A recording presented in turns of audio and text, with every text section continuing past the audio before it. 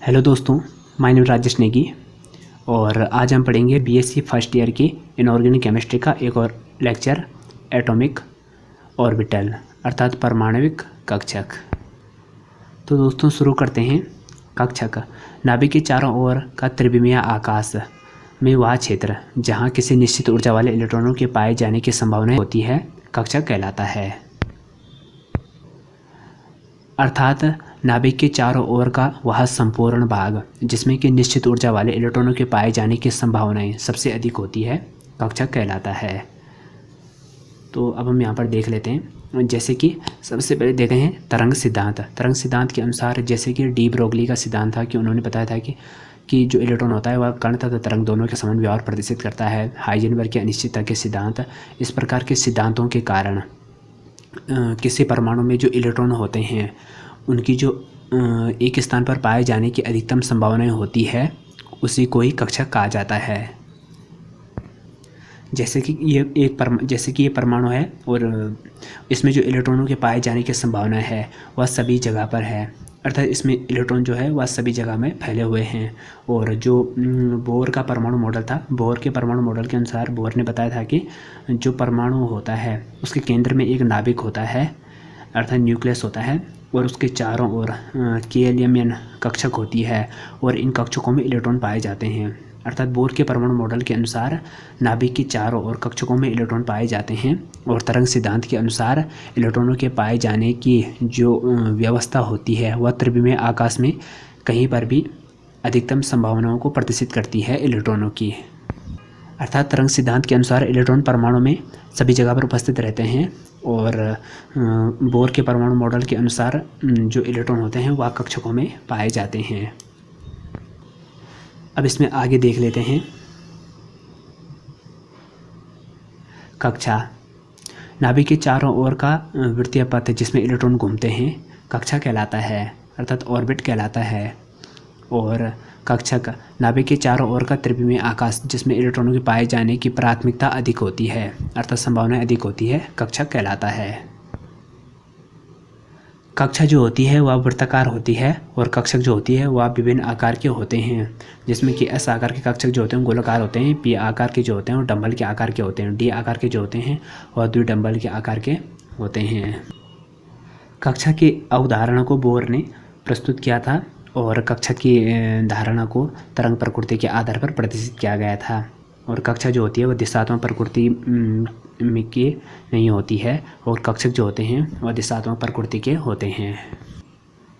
कक्षा जो होती है वह नाभिक के चारों ओर इलेक्ट्रॉनों की समतलीय गति को प्रदर्शित करती है और कक्षक जो होते हैं वह नाभिक के चारों ओर इलेक्ट्रॉनों की त्रिविमीय गति को प्रदर्शित करते हैं। अब हम पढ़ेंगे SP और D कक्षकों की आकृति के बारे में। सबसे पहले है S कक्षक अर्थात S ऑर्बिटल। S कक्षकों का जो आकार होता है वह गोलाकार होता है और कक्षा का आकार क्वांटम नंबर n पर निर्भर करता है। जैसे जैसे n का मान बढ़ेगा कक्षा का आकार भी बढ़ेगा। और 1s 2s और 3s कक्षकों के केंद्र पर परमाणु का नाभिक उपस्थित होता है।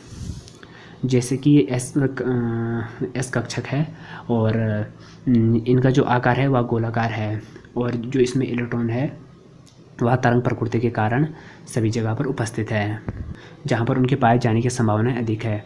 और 1s कक्षक छोटी, उससे बड़ी 2s कक्षक और फिर 3s कक्षक है।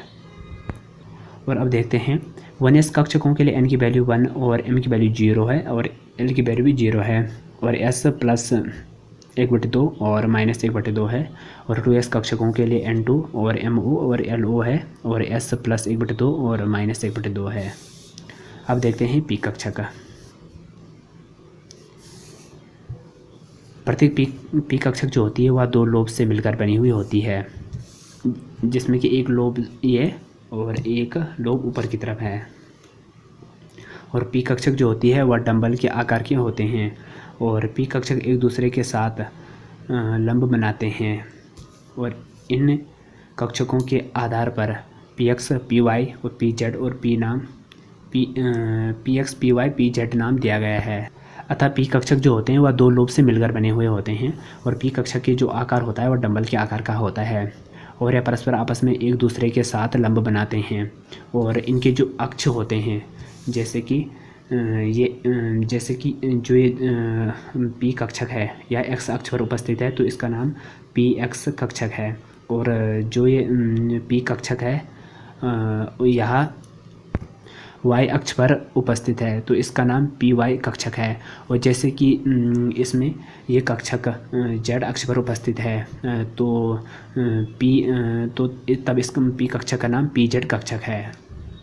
अर्थात इन पी कक्षकों के जो नाम है वह उनके अक्ष के आधार पर दिए गए हैं।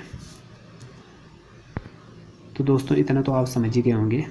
और इसमें पी एक्स पी वाई और पी जेड कक्षकों में जो एल की वैल्यू होती है वह 1 होती है, एम की -1 या 0 या +1 और एन की 2 और एस की 1/2 और +1/2। अब देख लेते हैं डी कक्षक अर्थात डी ऑर्बिटल। डी कक्षक जो होती है वह 5 प्रकार की होती है, अर्थात डी ऑर्बिटलों की संख्या 5 प्रकार की होती है।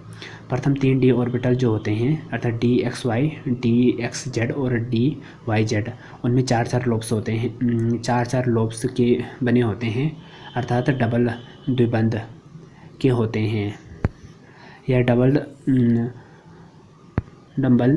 के होते हैं। और चौथा D orbital D x square और वाई स्क्वायर भी 4 लोब्स का होता है। और पांचवा डी ऑर्बिटल जो होता है जो डी जेड स्क्वायर ऑर्बिटल कहते हैं। इनकी 2 लोब्स एक्स जेड अक्ष की ओर होती है और एक रिंग भी होती है। जैसे कि मैं बता चुका हूँ आपको कि डी कक्षक जो होती है वह 5 प्रकार की होती है। और डी कक्षकों का जो शेप होता है, आकार होता है, वह डबल बिंब की भांति होता है, अतः ये डंबल की भांति होते हैं। तो दोस्तों ये तो था परमाणु कक्षक के बारे में। अगर वीडियो पसंद आए तो लाइक शेयर कमेंट और चैनल को सब्सक्राइब जरूर कीजिएगा। धन्यवाद।